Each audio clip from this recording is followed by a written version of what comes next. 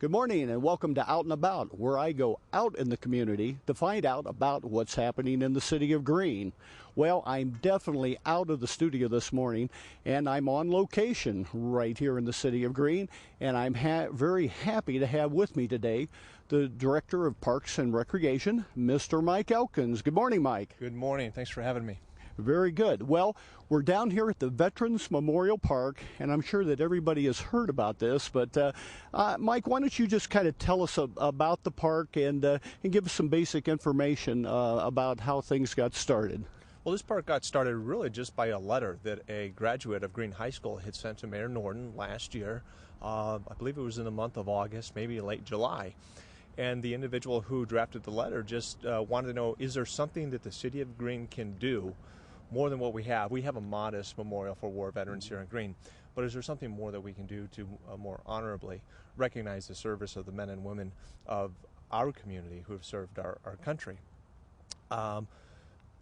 Following the letter, the mayor and I met. Following that brief meeting, we brought in Colonel Joe Sheehan. Many of the residents of Greene might know Joe. He's served on city council for a number of years and did a fine job in that capacity, and he is now the chairman of the Greene Veterans Memorial Park Fund Committee. And the three of us, Joe, the mayor, and myself, we put together a committee of 8 people that at one point grew to about 12 people. And the reason they grew was because of the fundraising necessary to make this park happen. But to kind of get back to how this started, obviously the letter, and then the formation of the committee, and then a design contest was held amongst several firms in the area to design our Veterans Memorial Park. And Pod Design out of Columbus really hit a home run as far as our committee was concerned with what you have today. Very good. Now, this started when? What month? The fundraising actually started in the month of May. And we have raised a significant amount of money in just 4 months. So that, to me and to the mayor, and I know to the rest of this committee, really defines the value our community has in the service that our men and women provide to our country. It's really hard to believe that just starting with the meetings in May, here it is the last week of October, and they're just putting finishing touches on this park where it, from almost start to finish with the idea and a kind of a finished project. Now, you mentioned it about raising funds and so forth. I'm sure a project like this costs a lot of money, and that could you tell me about how this is funded? This is funded primarily through corporate and private donations. Some of our major sponsors to date are Akron General, SUMA, DRB Systems, Akron Children's Hospital, Lockheed Martin, Toth Buick, forgive me here. I know it goes on and on. It goes on and on. John Ludwig over at Park Honda Acura came in with a significant contribution. One of the other major fundraisers that we've had is the brick pavers. We've sold more than $40,000 in brick pavers. Quite an accomplishment, and I know that, like you said, there's been hundreds of people that have donated to this project to make it a reality. Now, I've heard that they talk about different phases to the project. Why don't you explain that to us? Well, phase 1 is what you see behind us. This is the honor terrace with the center focal feature, which is the Eternal Flame.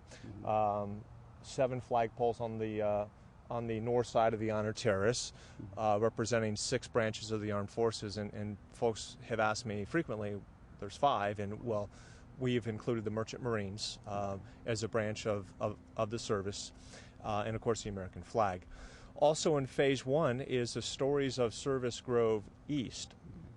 There are future phases which would include a Stories of Service Grove West, but before we can do that, Chuck, we've got to sell out in terms of brick pavers, those on the east side. Okay. Well, if people wanted to get involved with this, you mentioned about the brick pavers. How can people get involved to help contribute to this project? Several ways. The easiest is to go online to the city's website at www.cityofgreene.org, and under the Parks page, click on Veterans Park, and they'll take you to all of the information that you need about the Greene Veterans Park. There you'll find order forms for brick pavers of various sizes, 4x8s, 8x8s, limestone 12x12, and limestone 16x16.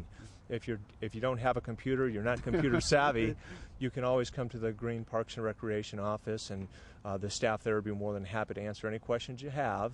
And we've answered plenty of questions regarding the paver program.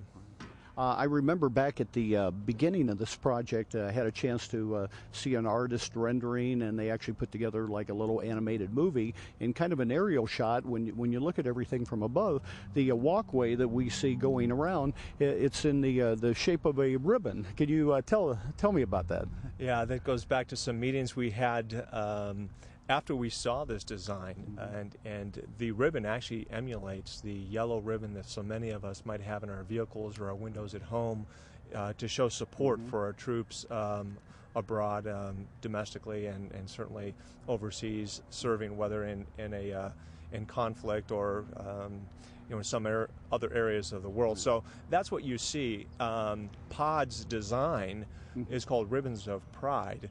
So we have this ribbon. We couldn't make it yellow. Yeah, right. It's kind of tough to do with asphalt. Kind of tough to do with asphalt. It's expensive. So we have this ribbon that emulates the yellow ribbon that we often see. And then we have Ribbons of Pride. And the Ribbons of Pride is actually the stories of Service Grove, East and West. And that's where families recognize their loved ones. And I think that it's important that the Green Veterans Park Committee felt that this park had to be a place of hope, of patriotism, of honor, and of respect. They didn't want it to be a funerary in nature. Right. There are cemeteries, but this is a place of patriotism, of pride, of hope, a place for residents to come to and just honor and reflect upon the great sacrifice of so many great people. What a great project! Looking around, it just goes with the park. It's just unbelievable what's been done so far, especially in this short amount of time. Now I know we've had workers in back of us here. They're kind of putting finishing touches on because we're going to have some special ceremonies coming up in a couple weeks. Why don't you tell me what's going to be taking place? We're going to dedicate this park to the community on Veterans Day, which is November 11th at 11:11. We have great participation from Green local schools. We'll have the intermediate school choir here, the middle school choir, the Green High School Ensemble will be performing. There's a flyover scheduled at about 11:13. We'll have a flyover of 2 F-16 fighters over the park. We'll have some guest speakers that day, and we'll light the eternal flame. And I, looking behind me, I can see that they've placed the bowl atop the stone plinth, the limestone plinth, and that's going to be a remarkable part of the ceremony. As at the cross of the ribbon walk down here, Chuck, we'll have a torch relay, and the torch will be passed from one branch of the military to the next, starting with fire and police. And the reason I say that, and it's important, by the way, because this park not only honors veterans, but it will also honor those who serve in the front lines domestically, fire, police, Department of Homeland Security, TSA. So they will be the first torch bearers, and we'll pass it up the ribbon walk to the honor terrace, where we'll have a Gold Star family and others light the eternal flame. Quite a project. Now, is there anything taking place right after the dedication ceremony here at the park? Sure. We'd like to give thanks to Father Durkee and Queen of Heaven Church. There is a luncheon, a light luncheon over at his Family Life Parish Center following the dedication, and all are invited to attend that event as well. Okay. Now, it might be really busy down here that day. How about parking? If people want to come to this event, what should they do, or where should they go to for parking? Well, you can park it at 4224 Maslin Road. That's the address of the John Torak Community and Senior Center. And by the way, that's also the address of this park, if anyone was looking for it. That's 4224 Maslin Road.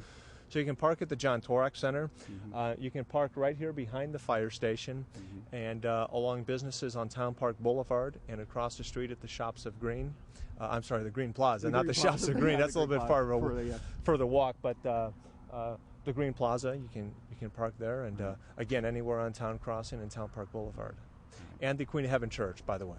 Okay, very good. It makes it real easy because I know most people know where the fire station's located at on Maslin Road and the senior center. So basically, right behind the buildings back here is where the Veterans Memorial Park's located. Well, Mike, it sounds just like an exciting day coming up. Any final thoughts about the project or the day coming up? I've met so many wonderful people throughout this entire project, and all the members of our committee have met so many wonderful people. And I guess I've been somewhat fortunate in that the brick pavers are sold in my office, and I hear so many folks come in and talk about their fathers or grandfathers who served in World War II. And Chuck, it's very humbling to hear the sacrifices that so many people made so that you and I can live in what, quite frankly, is the greatest country the world has ever seen. Yeah. And it's important that we honor our veterans for what they've done to preserve freedom. Well, Mike, it sounds like it's going to be a great day. I want to thank you for taking the time to come down here today to give everybody out there a little more information. So thank you very much for your time. And we'd like to thank you for joining us here today on Out and About.